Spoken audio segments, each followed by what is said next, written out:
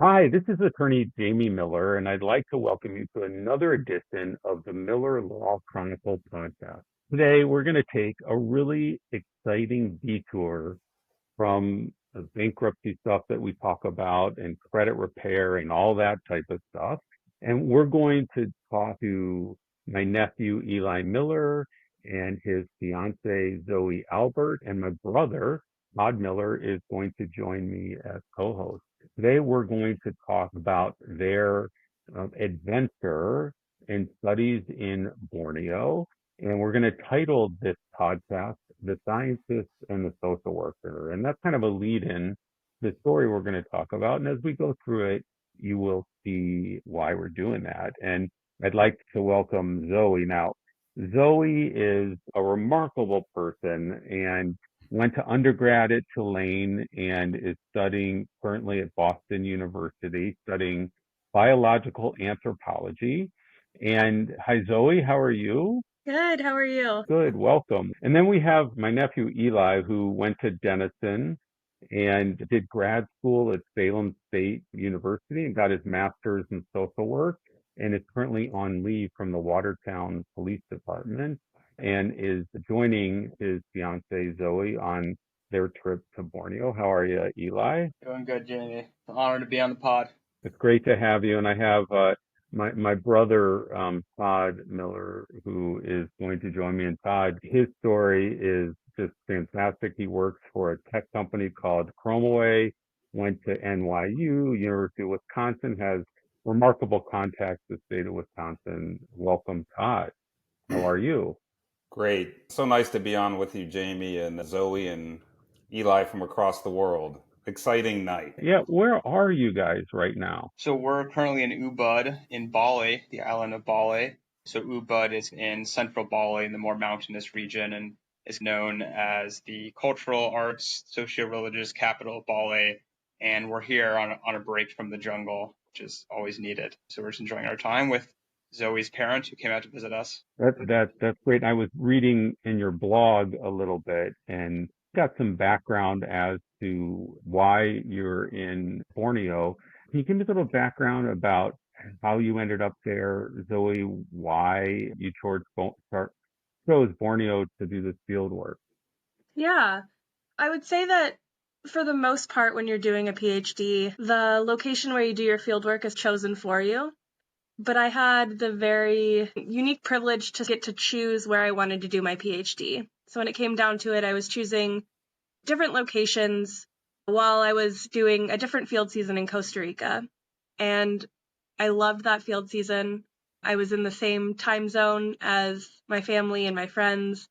I would say an hour drive from the airport to get to the field site. It was incredibly easy. And I really wanted to do something that pushed me outside of my comfort zone.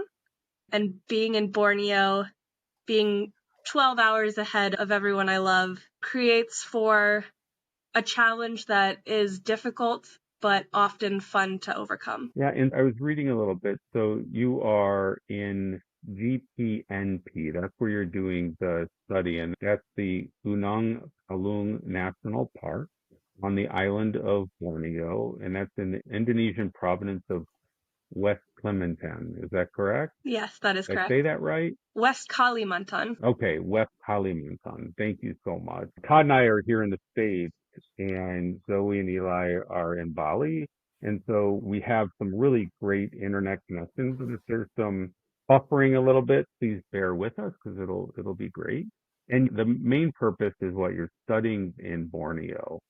So I am essentially a primatologist, and my dissertation research focuses on the gut microbiome of the wild Bornean orangutans who live within the park. And the microbiome is essentially all of the little microbes, so the bacteria, viruses, fungi, anything that lives within your body.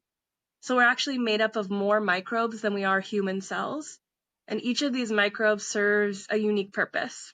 And the microbes in the gut serve a really unique purpose of helping you digest really hard to digest food. And because orangutans are living most of their lives in a period of starvation, their microbes are likely really helping them survive these periods of starvation until they're able to get to higher food periods. But this hasn't been studied before. So I'm hoping to see if that theory holds up. So what's Eli's role in this research that you're doing? So I am officially her research assistant. So I have no formal background in wildlife biology or conservation other than falling in love with somebody who this is their passion and their career. So my role is basically to assist Zoe in the lab with some of more of the complex work. And I also go out and do the sample collection in the field. So that involves waking up early in the morning, hiking out to wherever the orangutan is sleeping and picking up their poop, bringing it back to the lab so Zoe can analyze it. In the words of our 4-year-old nephew, Eli is my pooper scooper. I want to go ahead, Todd. Oh, Jimmy, I wanted to jump in too. I mean, I know Eli is a big outdoors person, hiking, other sports, kayaking. And has that helped Zoe? Eli's done a lot of camping. He's done a lot of climbing. And is this a really good partner to have besides a love partner, also just a person to have who's so comfortable in the outdoors? Without a doubt. It's an uncomfortable environment. You can, watch a National Geographic documentary and be in awe of how beautiful nature is. But when you're living in it 24/7, you're covered in bug bites. It's hot. It's uncomfortable. And so having someone who's so used to that level of discomfort and can thrive in it has been such a benefit. And just Eli has been such an invaluable partner to have with me during this. So I want to take you back even before January 22nd, because I know that's the magic date that you guys left the States and headed. I think your first stop was Seoul. That's the place you flew first. So we're also proud of you. Your academic background and achievements are just remarkable. But you also, in order to fund this research, were awarded a Fulbright scholarship. And can you tell me a little bit about that process and how that's helped you get to this point to actually get to Borneo? Yeah. I'll say, first of all, for anyone who's listening who might be applying for grants, I think I applied for upwards of 40 and I got 3.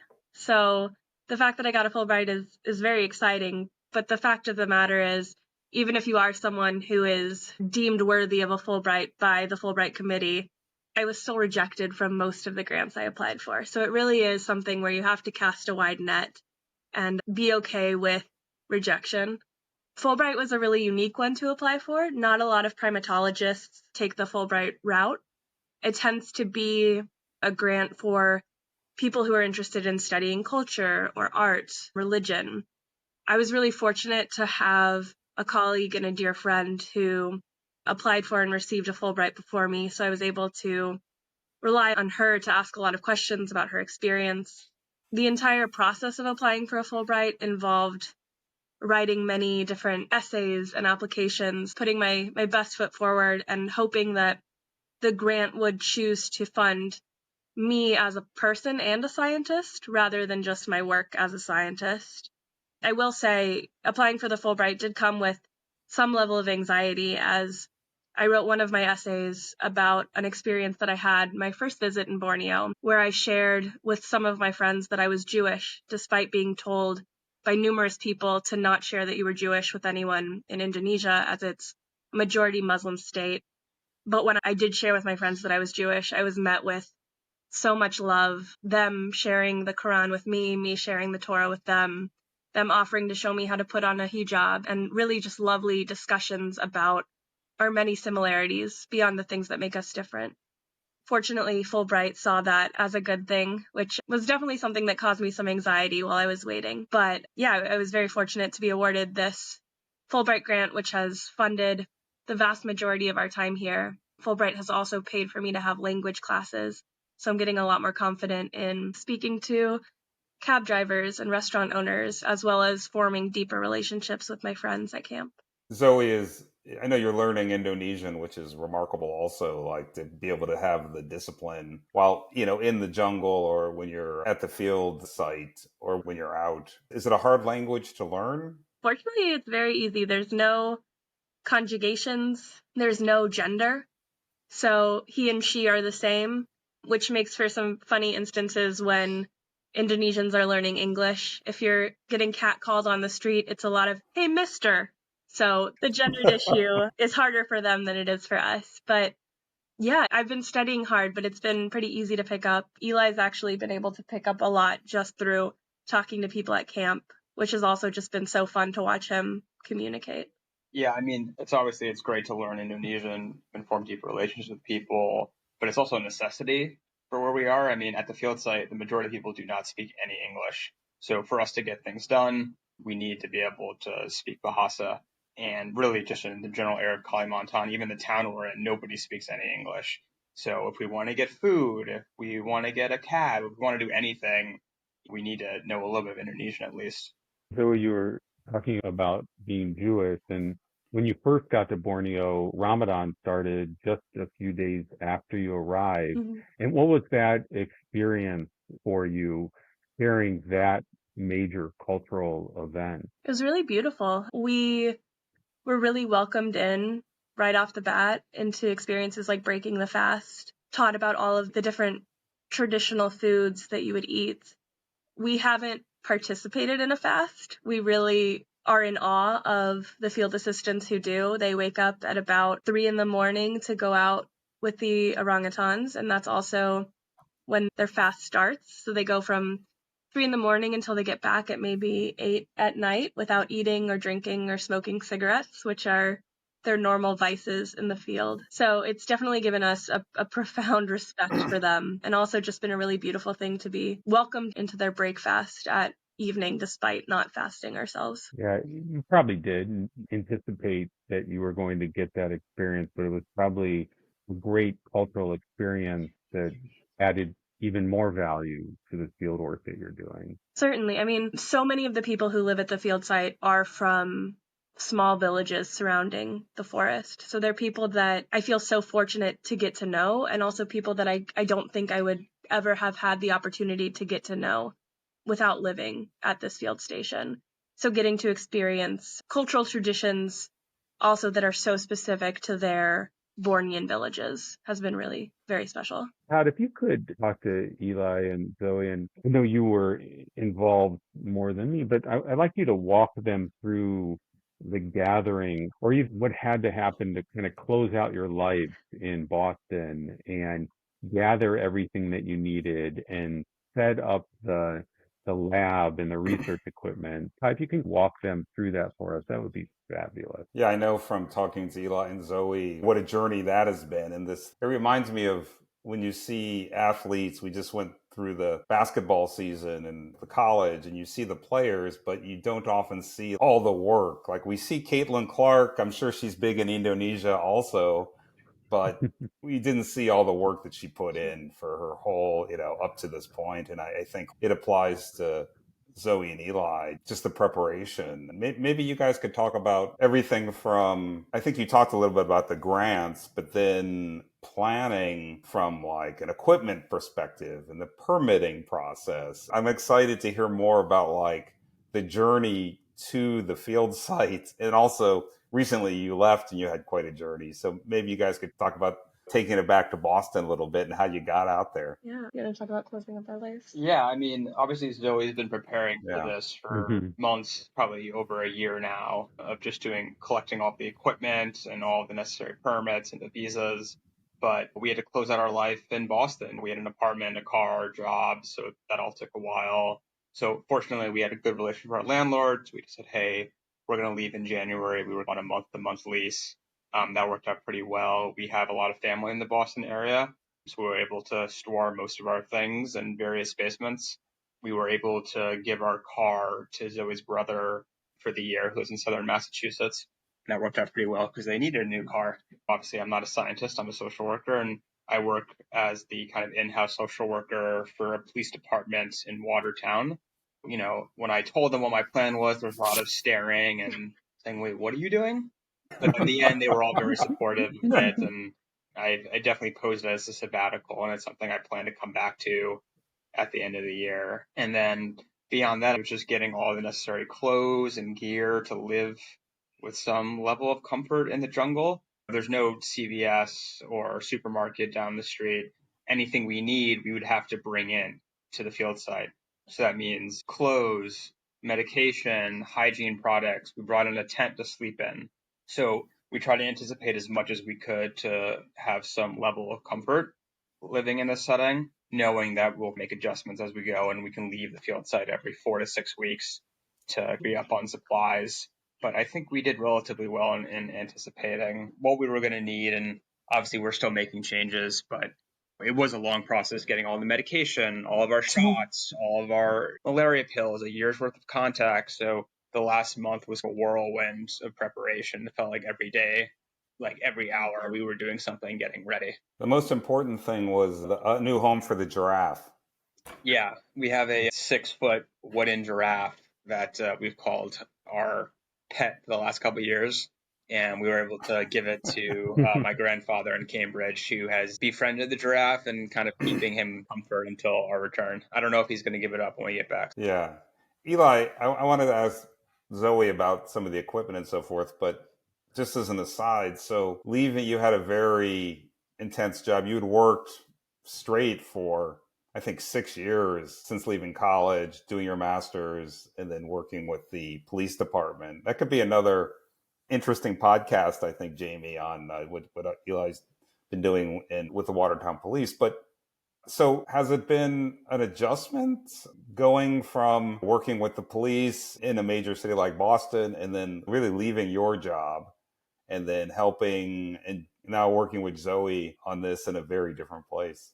Definitely. I've worked this very intense job, working in emergency services, working kind of the evening shift at a police department where I'm on the street responding to calls. So that's a very intense, fast-paced job. And then to go from that to, a position where there's a lot of sitting around and waiting, that's definitely been one of the biggest challenges for me, and not having my own major role to play in this. Obviously, I'm the research assistant and I do what I can to help Zoe, but the majority of the work's in the lab work. So there's only kind of so much I can do there. So the sitting around and just waiting has been one of the bigger challenges for me. There was a picture I sent to Jamie, and I think he's been seeing the pictures also, but there's one in your lab coat at the field station. You set up a lab there. Yeah. How did you get this equipment in? My other son, Eli's brother, Aryeh, your future brother-in-law, is a biologist also. And I know he sends his genomic work to a laboratory. They do the analytics, the DNA analysis, and get it back to him. You're doing it in the field station. Yeah. Can you talk about how you got the equipment that's needed and how you did this? This is really extraordinary. I will say the way that Ari's doing it seems smarter by the day. It's definitely expensive and challenging to create a lab. All of the labs that I've previously worked in have been like the one at Boston University, which I'm sure is a multi-million-dollar lab. I was able to do some similar genomics work in Peru at a lab that is also incredibly expensive and well-maintained. And I knew that I would basically have a wooden open-air room in which to create a lab, which is, goes against everything you think of when you think of a sterile lab environment. So I had to figure out the best way to make it sterile, which would involve massive machines called fume hoods where I could do my work. There was a lot of questions about power. So would this machinery even work in an environment where most of the power is supplied by car batteries, generators, or water power? And yes, this is the lab. Yes. So you can tell a lot of it's very makeshift. It's also something that I have, for the most part, fully funded with grants. So things look a little different than they would in an actual lab. Fortunately, everything was able to come up by boat. So the process of actually bringing it into the field site was not too difficult. The biggest issue, I would say, is making sure that it all works with power. So the very first day that we started lab work, we plugged in the first piece of equipment that we would need called a bead basher, which essentially breaks open the DNA so that you can use it. And I left the room for about 3 seconds to call in a friend because I was so excited that it was successful. And when we came back in the room was absolutely full of white billowing smoke and the machine was totally destroyed. So it's definitely getting used to things that I've never had to deal with in a lab setting, becoming somewhat of a MacGyver-esque engineer, being okay with the fact that in a lab at Boston University, I could probably do hundreds of extractions a day. And here I can do 10, and it's pretty good, and I need to be happy with that. I know you had some problems. You were missing a primer or something. I have no idea what that is, but what is a primer? Yeah, so a primer is a small sequence of DNA that attaches to the DNA you want to extract so that it can be amplified. So basically it tells, when you extract DNA, you're extracting all of the DNA that exists within a sample. So it could be DNA from the orangutan in addition to DNA that I want to amplify, so the bacteria. It could be plant DNA. And so the primers are a little tag that you put on the DNA so that the DNA knows this is the only part that you want to amplify. And right before we were coming to leave for Borneo, there was a snowstorm I can't remember where. There was a snowstorm somewhere else in the US that meant that all FedEx deliveries were delayed. And I knew that this primer was at the FedEx in Boston. It was just downtown in storage, waiting to be shipped to BU. And it was supposed to be delivered. The days kept going by, and it was supposed to be delivered before we left. And then finally it was to be delivered the day after we left. And so I went down to FedEx, begged pretty much every person I could think of until I finally got that package. And that was definitely the first win, but also the first sign of things that were to come. Because it's been a process like that this entire time. I know Eli is an endurance athlete. You're an endurance scientist. It just seems like you have to have so much persistence and not get dissuaded from your goal and adjust your expectations for what's possible. Definitely. Not to get too frustrated. We say all the time that the best thing that we think we're going to take away from this experience is that we're learning patience. There's a lot of things that are outside of our control, and we just have to be okay with that, which is hard for both of us. We definitely live in America and in our small bubble in this world where we can get whatever we want when we need it, including 10 bags full of gear that we want to transport across the world. But yeah, we're learning to be okay with the fact that there are a lot of things that are outside of our control. Jamie pulled up a picture here. You Tell guys, us a little I'm bit. sorry. I was just going to say briefly about Jamie pulled up a picture here of us at Logan in Boston with our 10 bags. And, just getting all the stuff from our apartment in Watertown to the field site in Kalimantan has been a significant challenge. And say packing and repacking everything has been the biggest test of our relationship, but we've gotten through it, and it seems like we've gotten everything that we've needed so far. How did you guys keep track of all this? And how did you get it all through security? It should be noted that while we were packing 10 bags to be shipped across the world, we were also packing up our apartment. So there's some things that an extra sweatshirt here or there that definitely shouldn't have made its way to Borneo. And I'm sure some things in the bottom of my brother's basement that we would really like to have here. But we tracked everything with air tags. So in the bags that had especially expensive equipment, we put in an air tag and we're able to watch its journey with us throughout the world. We also needed to bring certain reagents, so certain chemicals that I would need to do the science that needed to be kept, some of them freezing and some of them at a refrigerator temperature. And so maybe Eli can explain how we did that.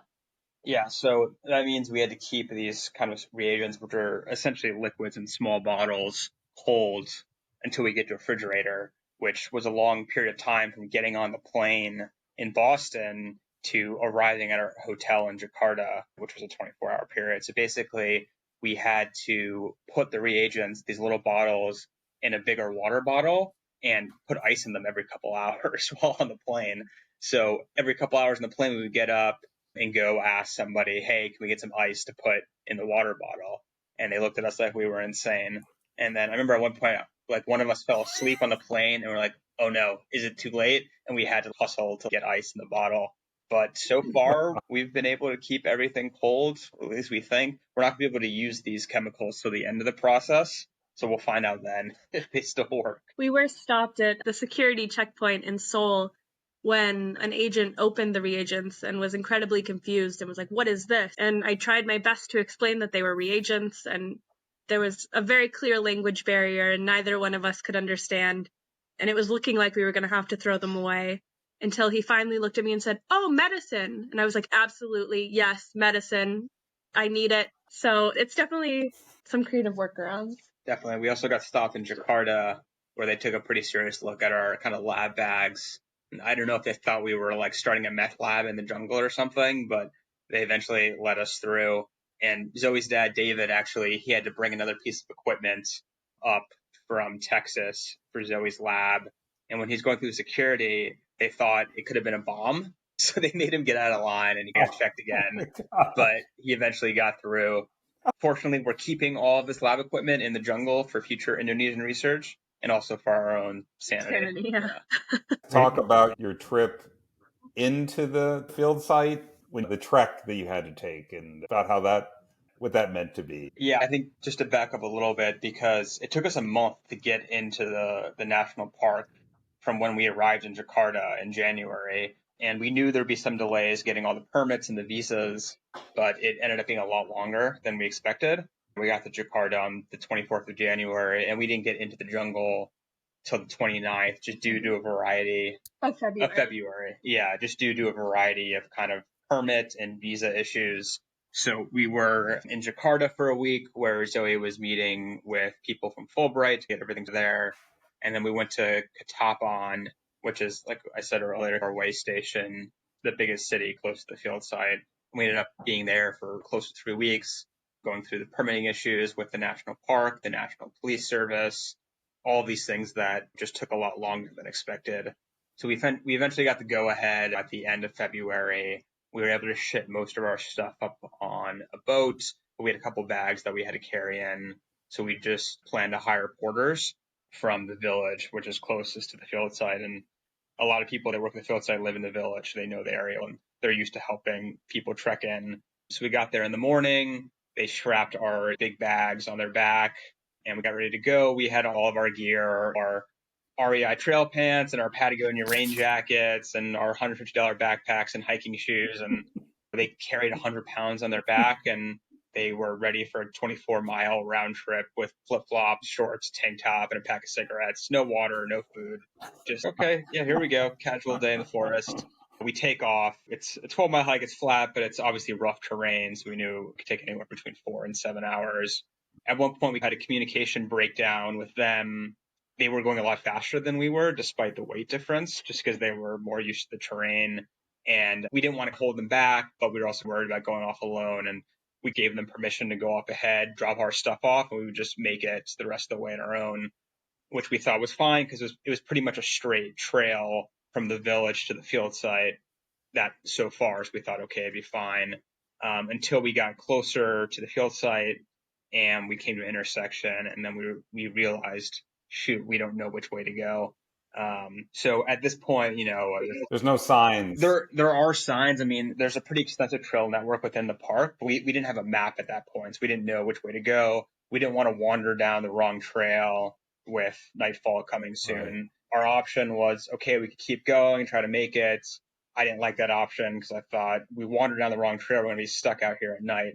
So our plan was to track back to, there's another more primitive camp about 5 kilometers away from our field site. And we had passed there on the way out. So I thought, okay, we'll walk back there. We'll spend the night there in our wet and muddy clothes. It'll be miserable, but at least we won't get lost in the jungle at night.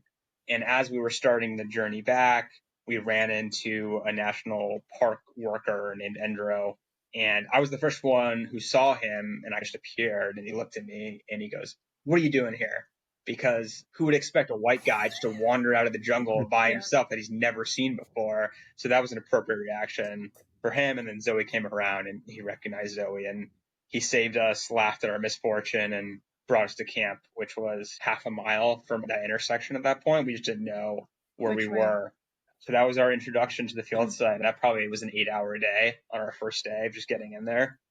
Nothing's easy in the jungle, but we have a map now and there's an app that kind of tracks us wherever we go. So we know that won't happen again. Paper map, Jeep, we got it all now. Yeah. So you made the trek in. How long did it take you to finally get to it's probably the field site? 8 hours. Yeah.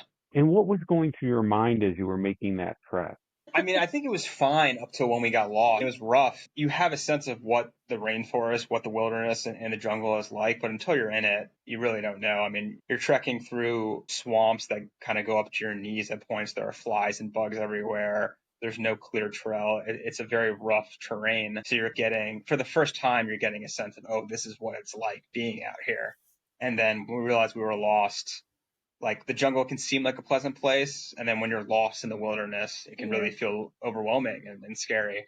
So I think it would have been fine. We could have tracked back to camp. It would have been a miserable night, but we would have been fine. But we were very fortunate to run into that national park ranger. Who wasn't even supposed to be there. He actually later told us a story that he woke up that morning totally intending to go back to Katapang, but had a feeling in his gut that he was still needed at camp. Very fortunate that he had a gut feeling that he was supposed to be there. No, I was just going to say, like, we dealt with a lot of bureaucracy for a month of just getting into the field site. It was very frustrating. So it felt like a kind of a cathartic feeling to get help from a government worker after that long. So you had been to this field site previously, a year prior to now, approximately. Did it seem familiar to you as you were going in on the second trip into the field site? When I went in the first time, I was with my advisor and her husband, who have been working there for 30 years. As much as I remembered it being a straight shot, there must have been some turn down a trail network that I was oblivious to the first time, just because I was with people who were so confident in the trail network. I do remember right before we got lost looking at Eli and being like, I know that tree. We're close. That's a tree that I remember.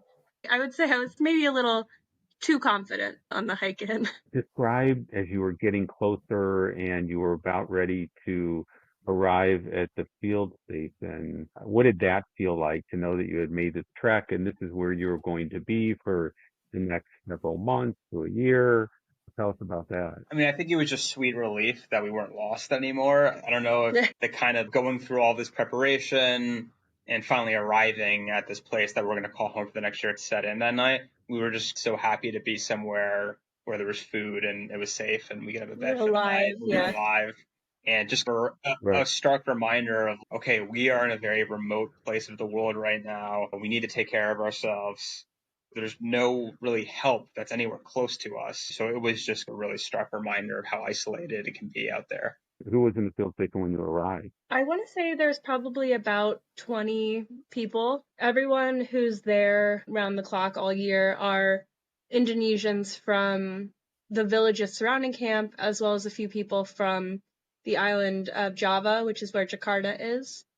So when we got there, there were some people that Eli was already able to meet when we were in Katapang, and then some people that were at the campsite the entire time that we were in Katapang. But yeah, it was such a nice, something about Indonesians is the most welcoming, friendly, kind people. So it was definitely, in some ways, felt like a nice homecoming for me. Eli joined the ping pong rotation quickly. That seems like the main sports outlet there. Yeah, ping pong is definitely the main activity later in the day when work is over. So my game's getting pretty good. What is this photo of? This struck me as just a really sense of camaraderie that's in the field station. What is this photo from? Yeah, so this is our first night of Ramadan, so we're breaking the fast with everyone. That's our kitchen. So everyone eats sitting on the floor all together, sort of family-style meals. And during Ramadan, everyone eats as quickly as possible once the app on their phone tells them that it's officially time to eat, and then immediately goes and prays. So this was a nice chance to celebrate with everyone after the first full day of Ramadan. What are some of the foods that you're eating here? Yeah, so the food is mostly the same every day. So there's a green bucket in the middle there, which is this juice that they like. And then there's a lot of like fried noodles, fried vegetables, everything's fried. There's a big pot of rice that's always available. Dates are there too. That's popular during Ramadan. Fried bananas is a big delicacy when they can get bananas in. We get chicken probably once every 2 weeks.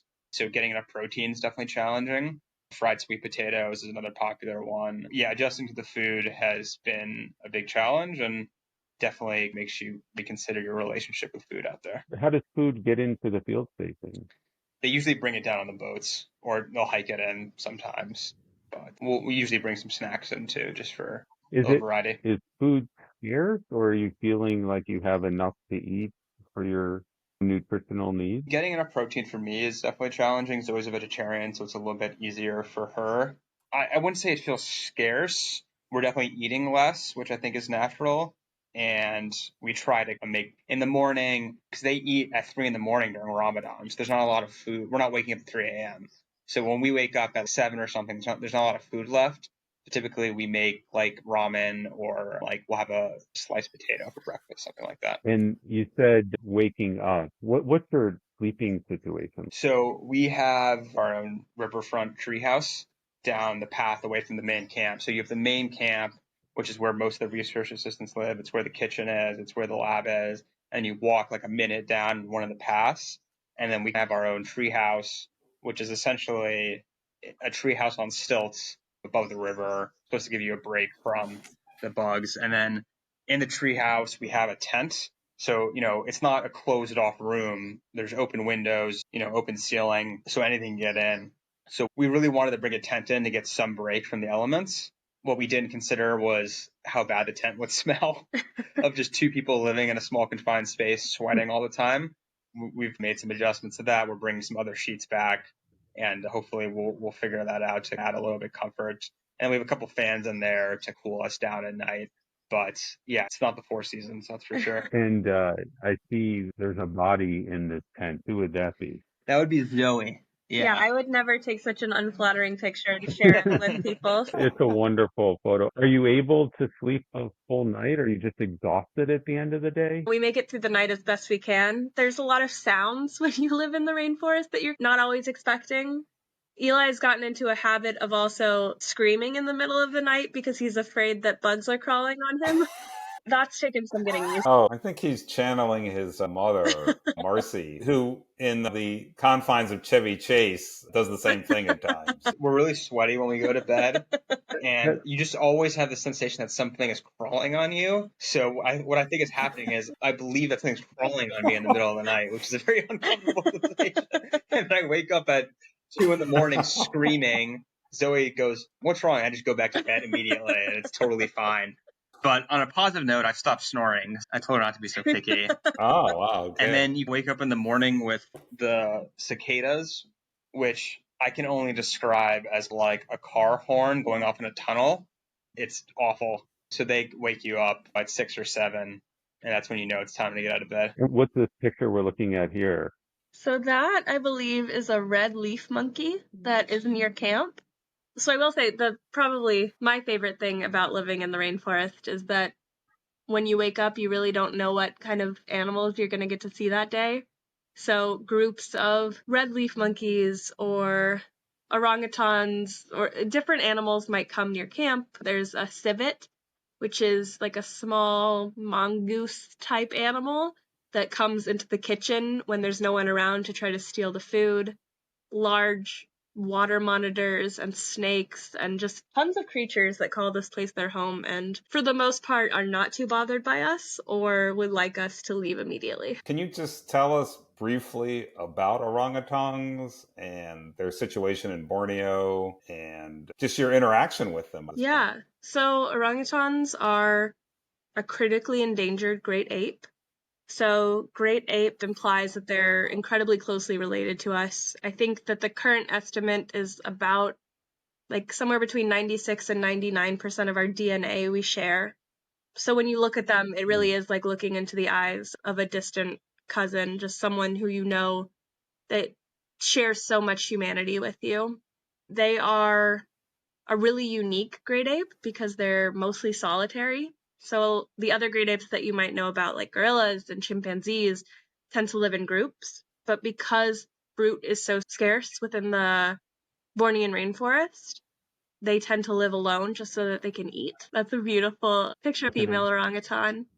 But yeah, so for the most part, they're living alone with the exception of mothers and their dependent offspring. We're hoping that there's going to be a mast coming pretty soon, which means that 70 to 90% of all of the trees that bear fruit in the forest are going to fruit at the same time. And that means that orangutans are going to start interacting with one another. They really are just incredible to see in the wild. They're so massive. but also so quiet. So if they don't want to be seen by you, they do a really good job of hiding. Yeah, Eli, what's your impression? Yeah, they're really amazing, majestic creatures. A lot of my role is doing the search and follows. When the research assistants find an orangutan, they'll follow it for 5 days at a time, collecting data. What are they eating? When are they going to the bathroom? Where are they going? And these follows involve following them from sunrise to sunset. So they'll find an orangutan, they'll follow it till it set up its nest at night, and then they'll tie a rope to the tree, mark the spot on the GPS, and then come back in the morning before the orangutan wakes up and follows it the next day. And you look at them and you see reflections of ourselves. They make tools, they play, they have some level of complex reasoning, it seems like. So it's just really amazing to spend time with them. And I have a little path I go on a run on when I'm not doing these follows. And I was on a run the other week, and there was Alfred, which is this massive male orangutan, just walking on the ground 10 feet away from me. And I just stopped and watched him. It was just incredible. Could have been like just another man going for a walk in the forest until you look a little closer. And I was watching him, and I guess I was watching him for a little too long because he jumped from one branch to the next branch to get me to go away. And I got the message then. But they're amazing creatures. Do you feel safe being around them as far as them being aggressive, or you're just learning, figuring out Yeah, I'm not worried about the treat them orangutans at all. appropriately? They stay away from us as long as we stay away from them. When we get too close, they'll throw some branches or give us a kiss squeak, which is the sound they make when they're annoyed by us. My impression's not that good. Maybe Zoe can. But there are other things to worry about. The orangutans are pretty low on my list. Yeah. There are like sun bears, and there are bugs and centipedes and spiders and snakes and plenty of things to worry about, but the orangutan's not one. So, what's the population of orangutans in your area? Do you In think? all of Borneo, I want to say it's around 4,500. I'm not exactly sure what the population in the national park is. It's also hard to say because for the most part, we see the same maybe 20 or 30, and that'll be our entire sample size. Those are the ones that come within the trail network. So the ones that we can actually study. The numbers are definitely low and getting lower by the year, though. And your studying that you're doing now, how long do you think that you'll be doing this for? This specific research will end in November or December of this year. But what's most important to me, even beyond the scientific results of this research, is the fact that we are leaving this lab behind. And I don't want to leave the lab behind to just be eaten away by the rainforest, which I think is one very real possibility. I want to train Indonesian students, Indonesian researchers to be able to do genetics work in this lab, to be able to do different kind of work to answer the questions that they find interesting, to continue this research, to be able to further their academic careers. So while this specific research study, or at least my role in it, will end at the end of this calendar year, it's my hope that this lab can continue to evolve and serve Indonesian students for years to come. Have you identified students or people that will be able to fill that void when you leave, or what's the process to accomplish that? Yeah, so one of my dear friends at the field site, her name is Ishma. Right now, she works in the lab. She does all of the fecal analysis that is currently being done at the field site, and she's incredibly interested in genetics work. So I'm training her in all of the protocols and methodologies. And then later this year, we are going to put out a search for 2 university students at the National University in Jakarta. And they're going to be able to come actually with a grant through my Fulbright to the field station to live and learn under me for a couple of weeks. I want to spend just a couple more minutes, and I want to hear a little bit about what a day in the life is. You wake up at whatever time.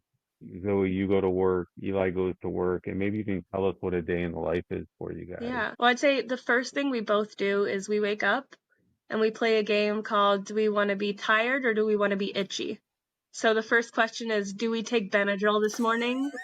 And if so, how much? And then we can go about our days. But maybe Eli should start with his 3 a.m. follow days. A couple of days a week I'm assigned to kind of sample collection. So there's a big board in the kitchen that kind of assigns a role to everybody. So obviously, I'm Zoe's primary research assistant. There's other work at the field site being done as well, but my work is focused on helping Zoe. So a couple of days a week, I'll do kind of sample collection. So that involves waking up at 3 a.m, eating breakfast, and then leaving to hike to the spot where the orangutan has nested the previous night. So we get there at 4 a.m. We sit on a stump and we wait for the orangutan to wake up and pee and poop. We're sitting there for an hour, hour and a half, however long it takes for them to wake up. And then you kind of see the tree rustling and then urine starts falling. One of the research assistants, pokes out a pole with a bag attached to it, which is how they do urine collection. And I know they poop and pee at the same time. So then I start scouring the ground for poop at 5 in the morning in the dark with my headlamp. And, it's not easy to find because obviously there's a lot of stuff on the ground. So there's a couple people looking for it. So I put my gloves on, I pick up the poop, and I put it in these kind of little tubes with different liquids in it. And that way Zoe can test the different liquids. So yeah, I spent a couple hours out there doing that. And then I'm back to the field site by anywhere between 7 and 10 a.m. And from there, I'll get some food. I'll either take a nap, although sleeping is hard during the day. And then we'll kind of see what kind of lab work we can get done during the day. I don't know if you want to take it from there. Yeah, so a lot of the lab work that we decide to do on any given day depends on how the power situation looks. So on days when maybe the cooks are spending the whole day cooking something special for breaking fast at the end of Ramadan, I won't have as much power. So when I do need to do lab work, it's a complex process of asking different people to turn off all of their lights and then making sure that the backup generators are turned on and making sure that I can actually get from point A to point B, because a lot of these procedures don't really allow us to stop in the middle. So it's a prolonged whatever I can kind of accomplish during the day in terms of lab work. I've also been attempting to take Indonesian classes still while being in the jungle, which involves pretty horrible service. So a lot of sending WhatsApp voice notes back and forth to my teachers who have been so accommodating and wonderful in allowing me to do that. And yeah, we just work when it's still light out and maybe a little bit after dinner. Maybe we'll watch a downloaded TV show in the evening for fun, take a bucket shower basically to feel a little refreshed before bed, and then do it all over again the next day. And Eli had mentioned for entertainment that there's some ping pong playing going on. What's that like? Yeah, so that's definitely the main. Oh, that's a good picture right there. So that's the main activity. So there's a ping pong table in the middle of camp. Every evening from 4 till dinner, there's doubles ping pong games going on. And these guys have all been playing for years. So I definitely have some catching up to do, but I'm getting a little bit better. You play doubles ping pong. If you lose, it's next team on.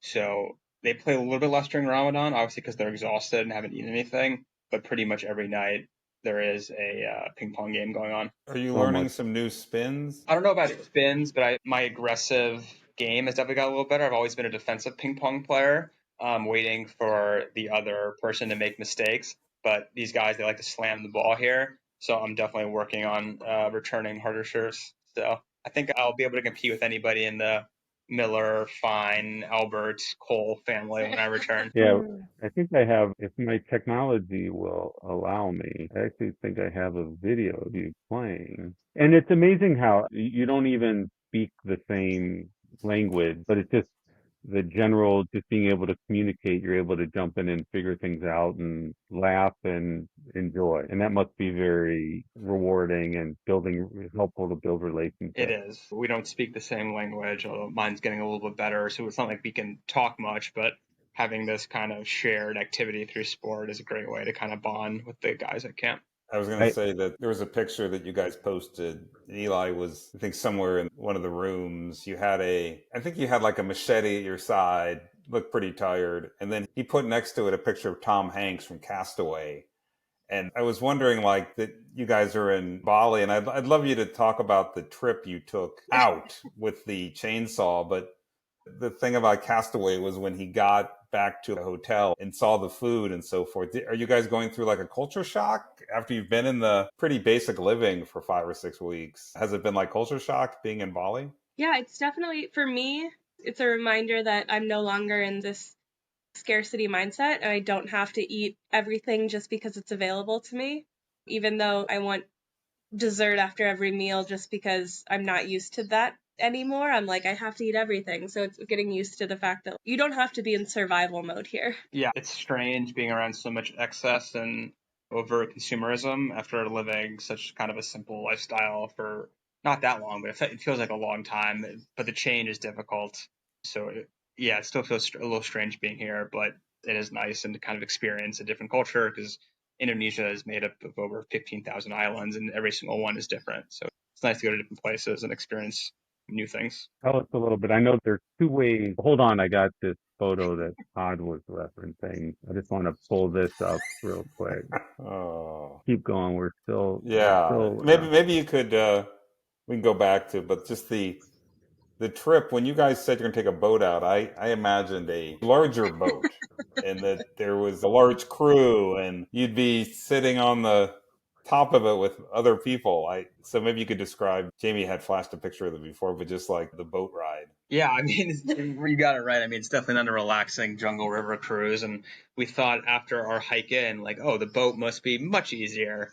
And it wasn't. We had planned to take the boat going out when we were leaving because we thought we could bring more stuff out. It'd be a lot easier than hiking everything out. And like everything with Indonesia, like the concept of time is way off. So we asked them, what time are we leaving? How much stuff can we bring? And like, oh, we'll see, maybe this much, maybe that much. We'll leave it 7, 8, maybe 9. So you don't really know what's going to happen until it starts happening. So we end up getting 5 people on the boat. So it's me and Zoe. It is the driver, Yogi, who's one of the research assistants. And then it's Rizal, who's the camp manager, and his 8-month pregnant wife, Sumi, who has worked at the field site for years now. But this was her last stint there because she's going to be giving birth soon. So we kind of pile onto the boat and we kind of have a picture here of, you can't see Rizal. Rizal's on the front, guy like directing the driver in the back. So he'll kind of make hand signals to tell him which way to go because the river really turns really quickly. And then we have behind me in this picture, we have Zoe and then Sumi and then Yogi in the back. So it starts going through kind of the river through the national park and the turns are very sharp. And there's down trees, there's branches everywhere. You're constantly having to duck and dive and dodge. Every time you hit a tree, spiders jump into the boat and crawl all over you. Yogi was a pretty good driver. I couldn't tell if he was being reckless or if that was just the needed skill set to get through the river. Sometimes he would crash in the bank and he would get cursed out by Sumi, who is 8 months pregnant, understandably so. Most of the trees, most of the down trees. No GPS. No GPS. They seem to know every inch of the river, amazingly. So we're making our way through, going slowly, getting around all these bends, moving away sticks when we can until we finally reach a tree that was down in the river. It was clear that we were not able to pass this tree. So I'd heard about this, but I hadn't seen it in action. They pulled a chainsaw. Yogi jumps into the river on a slippery branch. All I could think about was how my mother would react to this if she saw a man jump into the river onto a slippery branch and just start opening up a chainsaw. And one guy's got the chainsaw, the other guy's got the machete, and they're just hacking away on this thing. And amazingly, they clear the tree and we're able to pass. We've got like another hour. I couldn't believe they were able to clear this thing. I thought for sure, okay, we're hiking from here. They clear that out, and then we enter this grasslands area, which is super narrow, and it's got all these sharp kind of plants that are cutting you as you go through. More spiders. The sun's out. It's getting hot. I'm like, I'm ready to be done with this. And then finally we get to the open river, closer to some villages, and we pass by another boat, and they just like say a couple words, and Yogi tosses our chainsaw from our boat to the other boat. I guess they coordinated this exchange of the chainsaw. I think there's only one chainsaw for all the people that work at the field site. For the whole they were going back to the field site as we were leaving. So we got back, we kissed the ground, we waited for our driver, we all piled into this tiny car. There's 6 of us. And then it turns out he was also the delivery driver for all of Katapon. So we kept picking up people and packages. He was stopping every 5 minutes. He was talking on the phone. He was recording us. And we were just so exhausted at this point. We were ready to get back. This wasn't Uber. No, this was not. This was cool. Yeah, not an this Uber was boarding ride. an Uber. So that was an 8 or 9 hour day just to get back. But like everything here, nothing's easy. So it makes you appreciate being on land even more. And then right when we got back to the house, we had a miscommunication with someone who thought that the freezer and fridge had completely gone out and all of my reagents that I'd left in Katapang were destroyed. And fortunately, it all worked out, but I think we slept well that night, just in a bed after having eaten. Oh, We were exhausted. I have a couple more photos I'd just like to comment on. This is the photo that Todd was talking about. Tell us about this one. What was going on in that one? Yeah, so that's a picture of me in the lab, in Zoe's lab, and I had just gotten my parang, which is a machete that everybody carries in the field. So the parang was gifted to me from one of the other research assistants, and it's a machete that we keep in a wooden case, and you tie it around your waist. Pretty much every time I go out in the field, I carry this for personal protection. I think I was just modeling it here. So I'm still learning how to use the machete correctly. There's definitely an art to it. And it's primarily for cutting down kind of branches and trees when you're going off trail and bushwhacking. But it also gives you a little sense of security in case some animal tries to challenge you. How about this photo here? What's that? That's a good one. That's in Lombok. So that's a different island. I love that Yeah, photo. that's a good. So that's a different island in Indonesia we've been able to visit. So lot to see here. It's a beautiful country to visit with a lot to do. Has this been recently within the last few days since you've been in Bali? Yeah. So that's a pretty recent picture. Just it's on an island basically, just us swinging underneath a kind of a tree. A very different experience than we get when we're in the field. So one that we definitely cherish when we get it. Beautiful. And I'll tell you one more here. Get to come up. I feel so privileged to be able to participate and read your blog and to see the pictures in the shared album. And this is a photo that really jumped out at me that I saw you post the last few days. What's this photo? That's a great one. So that is, do you remember the name of the dance? I don't know that I could pronounce it correctly, but it's a fire dance that sort of tells the story of Hindu gods. You may be able to... So this was basically a 45-minute kind of show dance and ritual we went to at one of the museums, and the story that they were demonstrating was basically a famous Hindu epic reflecting different gods fighting one another and some of the amazing stories of that Hinduism has. Although the highlight was when they started playing fire dodgeball with one another, where they were basically literally had fireballs they were throwing back and forth, which is part of their trance fire dance experience. Hinduism is such a different, it's the majority religion in Bali, and it's such a different religion from Islam in many ways. So it's been cool to experience something a little bit different. Todd, do you have any other questions as we wind this down? Todd and I are in the States, and it's in the evening, about 10:30 for Todd, and Eli and Zoe are in Bali. Is that where you're at right now? Yeah, it is 10:30 a.m. Yeah, but on Monday, I guess, right? The day after, yeah. What do you have planned for the day? I think we might go to a traditional art market, maybe get massages. The world is our oyster here in Bali. I appreciate you taking so much time with us, and I'm just so grateful to hear your story and immensely proud of what you're accomplishing and what you're doing. For someone who has a hard time going anywhere where there's not a Starbucks, you guys are just doing such great things. I'm so proud of you. Stay safe, continue doing what you're doing, and can't wait to do another edition of this podcast. And I think we'll catch up with you again maybe in a few months and see how the journey's going. We'd love that. Todd, any thoughts? No, it's just what's so great about what you're doing too is how much you're sharing the experience. And I look forward to every morning, the pictures that when I wake up and able to look at the pictures in the morning, and just you've been very diligent about posting those, and then the blog is incredible. And it is amazing how often we're able to talk to you and see you through WhatsApp or whatever is available. So it's been a great experience for the entire family and your friends. I hope everyone enjoyed today's podcast, The Scientist and the Social Worker.